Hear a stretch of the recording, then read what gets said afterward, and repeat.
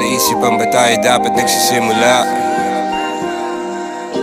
Baby, pakiusap. Kung magpapakilala sana, para bang idaan mo lahat sa hawa. Naligaw lang sa dinami-dami ng mga pasikot-sikot sa iyong katawan. Sana lang ay magpadaan.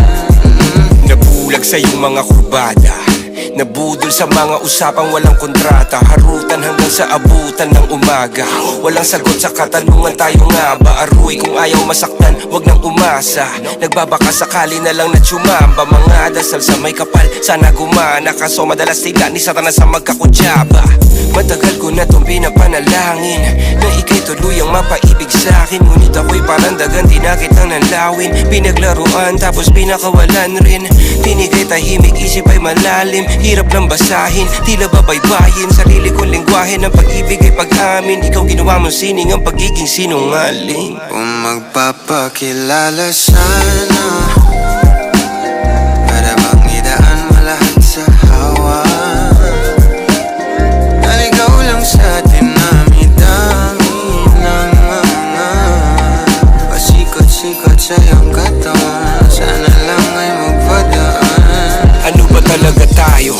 Para lang klaro, kailangan ko malaman kung mahal mo pa ba ako. Naglalaro ka lang ba o nananarantado? Kasi nakita ko kahapon may kasama kang bago. Ayoko nang umasa sa mga usapang malabo. Parang gamo-gamong nadarang at napaso. Nadala at mas lalo lang nawala at naglaho ang mga balak at plano. Nagmukha pa akong gago kaya walang mga pangako. Puro para-paraan, laging telebabad kahit walang tawagan. Araw-araw normalan kasi para pa saan ang mga sumpaan kung wala namang karapatan. Ibig ko maliwanagan, wag mo sanang diliman. Kapaan parang magkasintahan sa sinihan. Matinding palaisipan, sa dami ng pasikot-sikot nagkakasalisihan. Kung magpapakilala sana, para bang idaan mo lahat sa hawa. Naligaw lang sa dinami-dami ng mga pasikot-sikot sa iyong katawan. Sana lang ay magpadaan. Oras at konting espasyo lang ang kailangan nating dalawa sa ngayon. Ngunit parang di naman to hadlang. Palapit na tayo sa kalagawagan.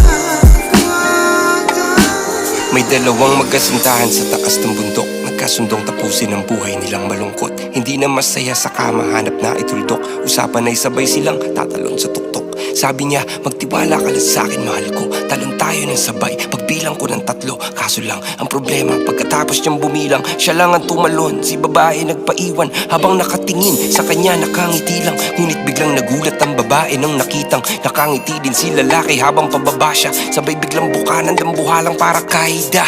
Ngayon sino mas taksil sa dalawa? Sino ang mas tuso? Sino ang mas tanga talaga? Yung lalaki ba na may dalang backup plano? Yung babae na wala siyang balak backupan?